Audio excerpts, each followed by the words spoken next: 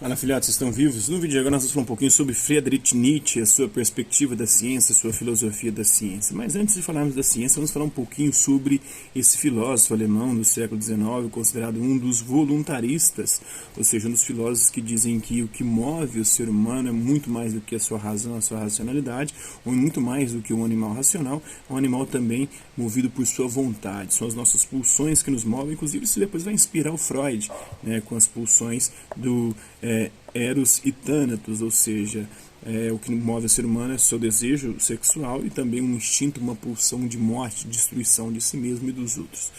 Como eu disse, o filósofo do século XIX, alemão, ele desenvolve uma filosofia a golpes de marreta, ou seja, ele tinha como objetivo destruir, segundo ele, dois pilares fundamentais da cultura ocidental, que foram pilares que construíram uma humanidade decadente. Por quê? Porque ela considera vício, mal, pecado, tudo aquilo que engrandece, que aumenta a nossa potência, que aumenta o nosso poder de viver. Então é preciso destruir esses dois pilares, demoli-los, que é a filosofia grega de Sócrates em diante, né, uma filosofia racionalista que focou exclusivamente na razão, e a perspectiva cristã que considera pecado, considera mal tudo aquilo que vai para o inferno, tudo aquilo que na verdade aumenta a nossa potência, nossa energia vital. Então o golpe de marreta dele é desfile contra essas duas coisas, mas ele também empreende uma busca por criticar praticamente todas as coisas, a cultura da sua época e até a própria ciência. Então, como a gente vai falar de Nietzsche numa perspectiva da sua filosofia da ciência, da sua ciência, é bom entender isso. Ele que escreve através de aforismos, sua escrita é uma escrita aforismática, ou seja, através de sentenças e textos curtos, breves, porque ele buscava ser objetivo e direto ao ponto, não ficar enrolando como a maior parte dos filósofos. Inclusive, ele dizia que a maior parte dos filósofos eram ou tinham na clareza uma objeção, ou seja, eles não conseguiam ser claro. Para eles, ser claro, para os filósofos, geralmente, ser claro é algo impossível, ou uma objeção, algo que não deve ser feito. Então tem que escrever sempre, tentar se comunicar de forma rebuscada e ininteligível, impossível de ser compreendido. Então ele vai criticar esses filósofos, vai tentar ser mais claro, ser mais direto, com textos mais curtos, mais breves, com sentenças. Né? Ele sofreu uma influência muito grande do Schopenhauer, que dizia que o que move o ser humano é uma vontade cega e insaciável, mas essa vontade nos leva ao sofrimento, por isso ela deve ser anulada. Então o segredo da chave para a felicidade para Schopenhauer é anular a nossa vontade, porque ela nos faz desejar as coisas, e a gente sofre enquanto não tem aquilo que nós desejamos.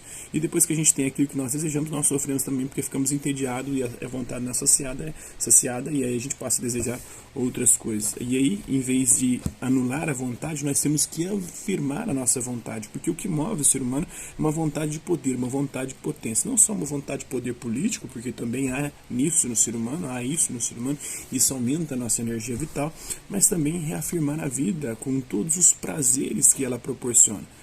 Era isso que Nietzsche queria com a sua vontade de potência, né?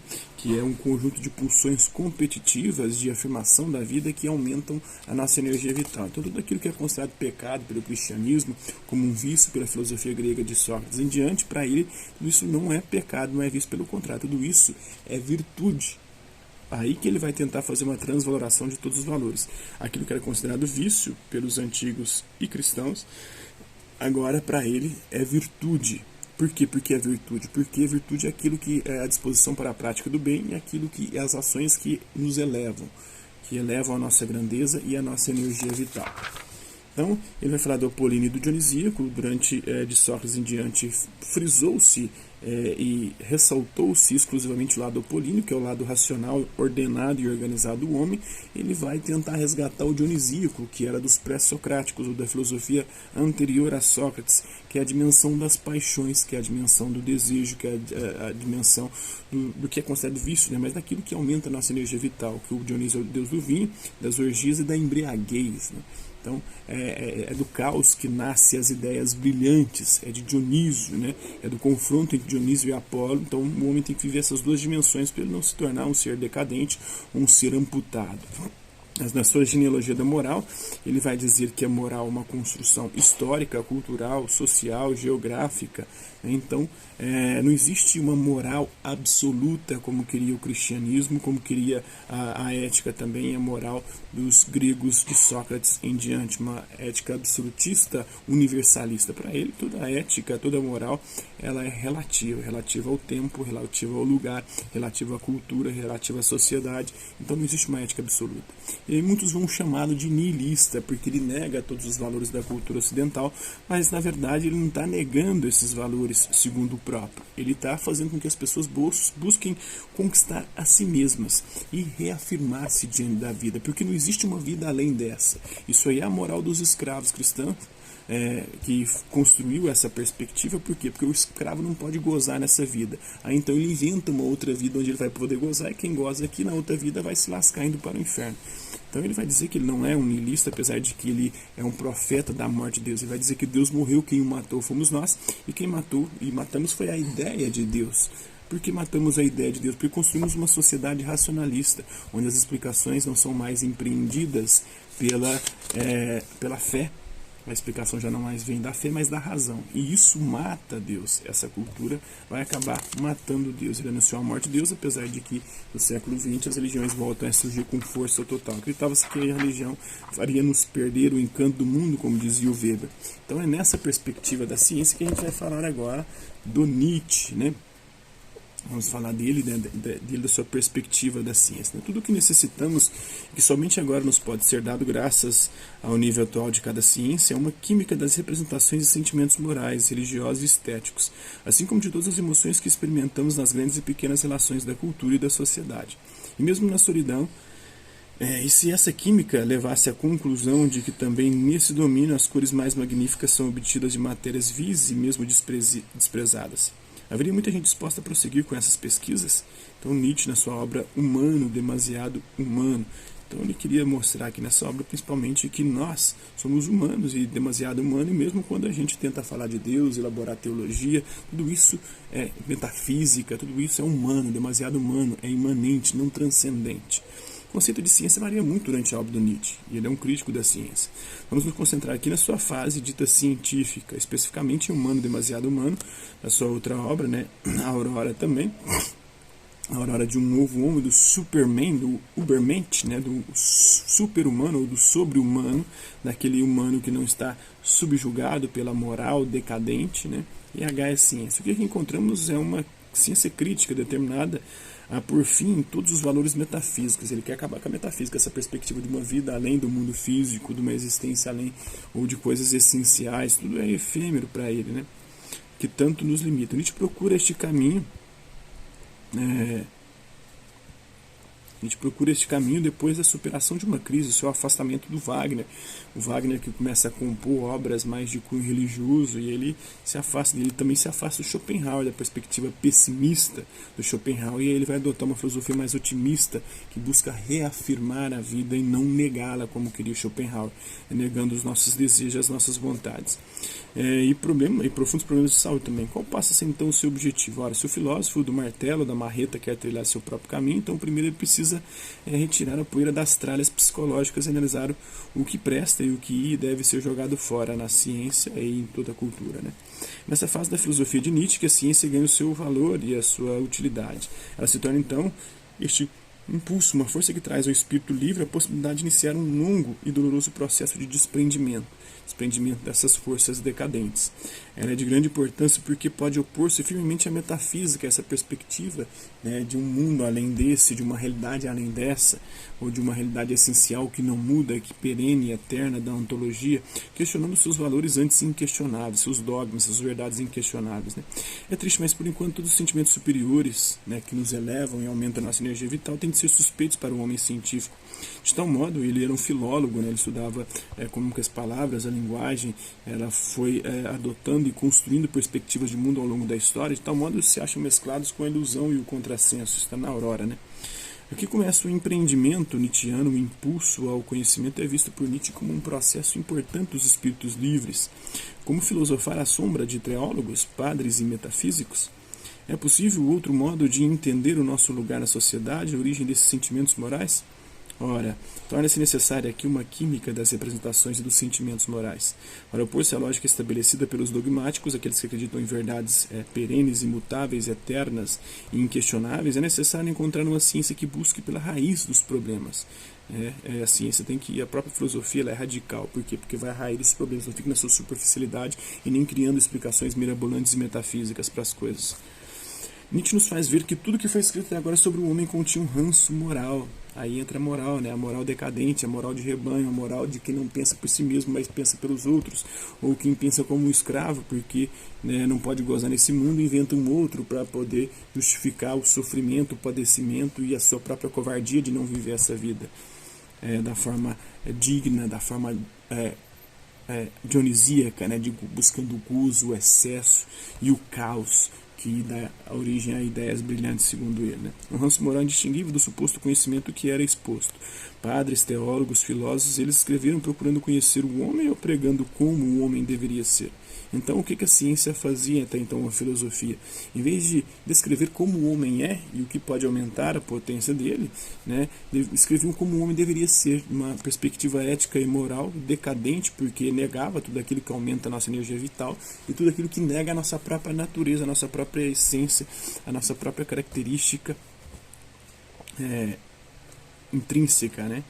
A ciência aparece aqui como purgante, como algo purificador, como lavagem profunda e investigação detalhada que procura pela origem daqueles sentimentos que parecem tão belos, né, lindos, né, que nos levam para o céu e sublimes, né, e mostra as suas origens humanas, demasiado humanas. Então tudo isso não tem nada de metafísico, de transcendente, mas é humano, é imanente, é nosso, é daqui, desse mundo, e não existe outro mundo além desse para o Nietzsche.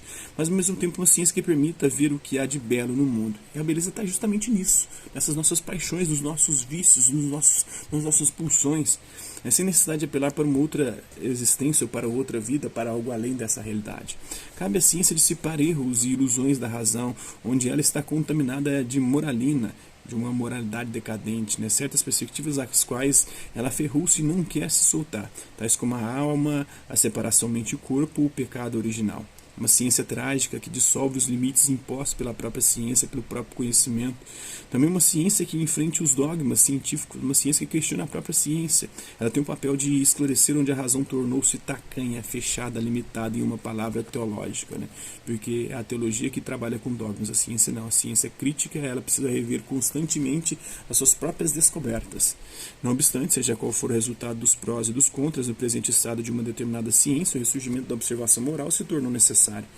E não pode ser poupada a humanidade a visão cruel da mesa de dissecação psicológica de suas pinças e bisturis, pois aí comanda a ciência que indaga a origem e a história dos chamados sentimentos morais e que, ao progredir, tem de expor e resolver os emaranhados problemas sociológicos. A velha filosofia não conhece em absoluto estes últimos e, com precárias evasivas, sempre escapou a investigação sobre a origem e a história dos sentimentos morais. Isso está na obra de Nietzsche, né, Humano Demasiado Humano. O espírito livre questionará todos os valores como se tudo cheirasse a superstição. Então o filósofo tem que fazer isso, né?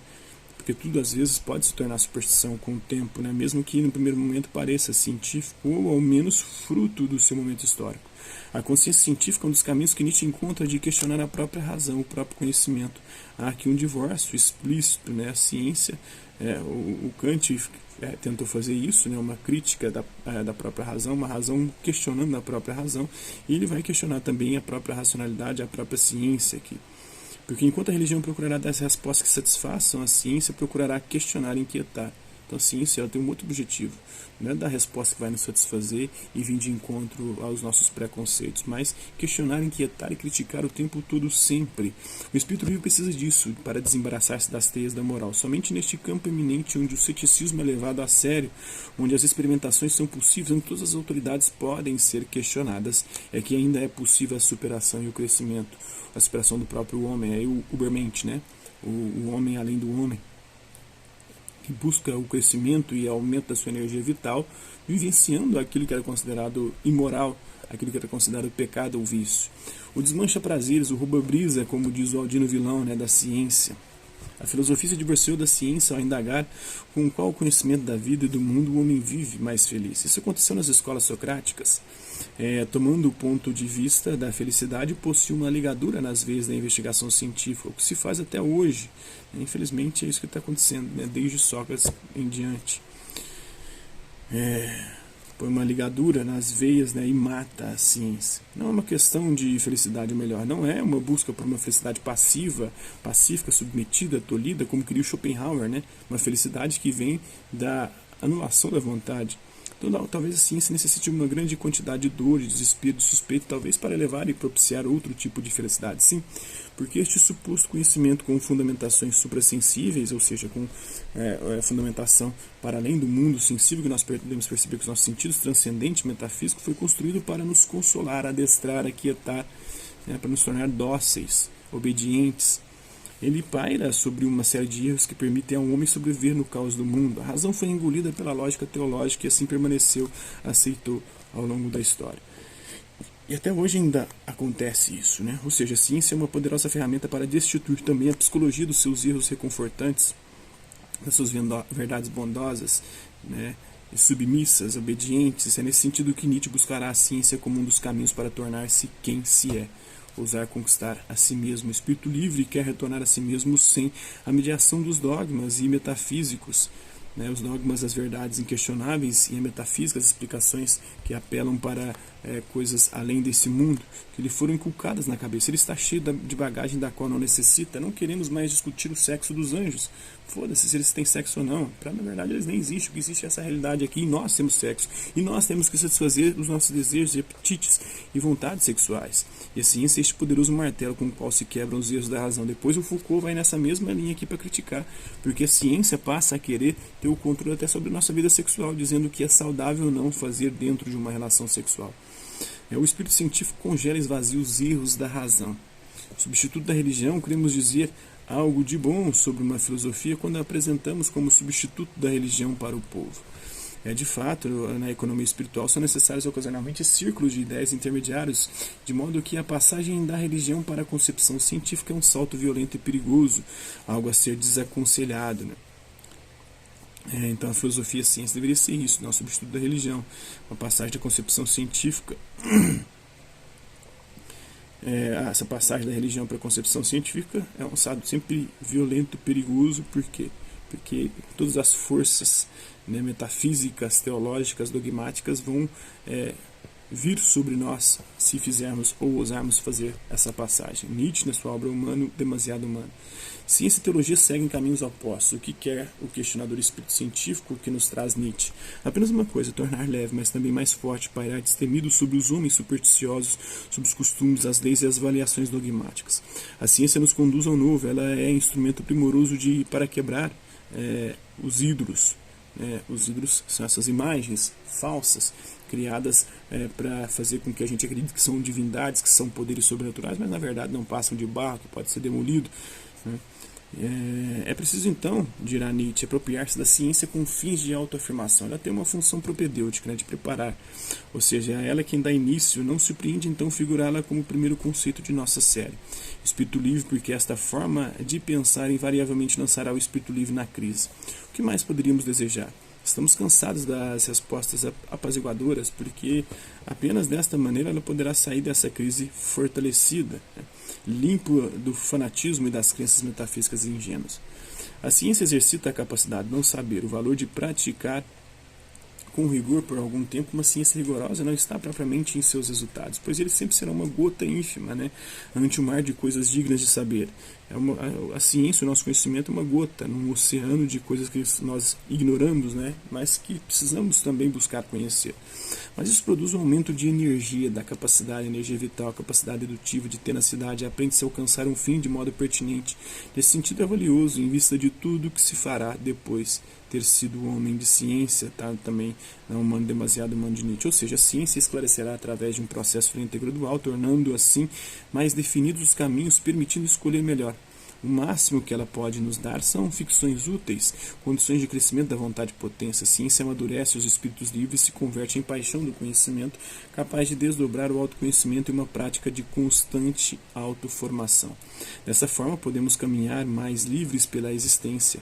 O antidogmatismo científico nos ensina a não nos prender facilmente a ideias pré-estabelecidas ou já estabelecidas. Ainda assim, apesar da grande importância da ciência, ela jamais poderá indicar o para onde. Ela só nos diz onde estamos, não para onde devemos ir, né? Para onde nós. Porque dessa maneira ocorre o risco de tornar-se dogmática. Quando ela diz para onde a gente deve ir, o que a gente deve fazer, aí ela é dogmática. O principal para Nietzsche está no questionamento das verdades, no ceticismo de não aceitar tão facilmente uma verdade nova, e na experimentação que encontra caminhos não trilhados. Então a ciência deveria tentar descrever, por exemplo, agora na pandemia, né, não o que a gente deveria fazer diante da pandemia, mas o que está acontecendo, que vírus é esse, como que ele se propaga, o que a gente pode fazer para se prevenir, mas não o que a gente deve fazer. Jamais o que a gente deve fazer. Ciência nunca pode fazer isso. Se ela cair novamente em dogmatismo, procurando a verdade por trás das coisas, ela se tornará reativa, um niilismo reativo. E ele chamava o cristianismo de niilismo, a filosofia socrática e a ciência de niilismo. Por quê? Porque negava tudo aquilo que é vital, né, tudo aquilo que é importante, tudo aquilo que é desse mundo, inventando um outro mundo, uma outra realidade para além dessa, mais verdadeira do que essa, e que deveria determinar essa. Para Nietzsche, a busca por verdades eternas, pontos imutáveis, é sinal de que uma força de criação declina e torna-se fraca, decadente. Né? Não há nada para ser descoberto ou desvelado. Supondo que todos esses trabalhos fossem realizados, viria ao primeiro plano a questão mais espinhosa. Se a ciência estaria em condições de oferecer objetivos para a ação, após haver demonstrado que pode liquidá-los. Então caberia uma experimentação que permitiria a satisfação de toda uma espécie de heroísmo, séculos de experimentação, que poderia deixar na sombra todos os grandes trabalhos e sacrifícios da história até o momento. A ciência ainda não ergueu suas construções ciclópicas até hoje. Também para isso chegará o tempo. O Nietzsche vai falar na Gaia Ciência. A ciência exige um rigor em ponderar, em julgar e até mesmo em condenar, porque certas coisas não podem ser mais toleradas. Outra questão é que ela não se beneficia do reconhecimento que os artistas e religiosos obtêm. Ainda assim, a ciência e a arte estão muito próximas para Nietzsche. Visto da perspectiva da vontade e potência, as duas são possibilidades de experimentação e de autossuperação do homem, do próprio ser humano. No final, veremos como a ciência e a arte se juntam em busca de uma estética do experimento. A estética já tem a ver com o experimento, com a sensibilidade. A beleza de um ator experimentador que abre para si novas possibilidades de vida, de engrandecimento da vida. Por que seriam elas de contrapor-se? Por que veriam elas de contrapor-se? A ciência não é mais uma busca de verdade a todo custo. Ela não se apoia em uma ditadura da verdade, né?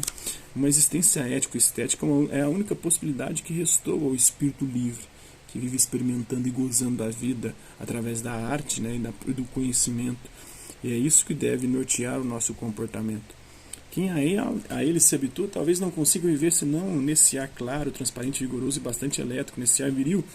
Nenhum outro lugar lhe será suficientemente puro e arejado. Nesse elemento claro e severo ele tem toda a sua energia. Aí ele pode voar. Façamos o que somente nós conseguimos, trazer luz à terra, ser a luz da terra. E para isso temos nossas asas e a nossa rapidez e rigor. Por isso somos viris e mesmo terríveis, como fogo. Que nos temam aqueles que não souberem aquecer-se e iluminar-se junto a nós. Está no Nietzsche, na sua Gaia Ciência. Então é isso, espero que vocês tenham gostado do vídeo. Esse texto aqui é do site Razão Inadequada, do blog Razão Inadequada. O autor foi o Rafael Trindade. Quero fazer da vida o ofício de esculpir a mim mesmo, traçando o mapa de afetos possíveis. Então é isso, espero que vocês tenham gostado do vídeo. Quem curtiu, dá um like, quem não curtiu, dá um dislike. Quem se interessar pelo conteúdo do canal, só se inscrever, ativar o sininho, guardar os passos, as notificações. Deixe também seus comentários, dizendo o que você está achando dos vídeos, sugestões de temas e assuntos para serem abordados em vídeos posteriores. Colabora com o nosso canal, compartilhe os nossos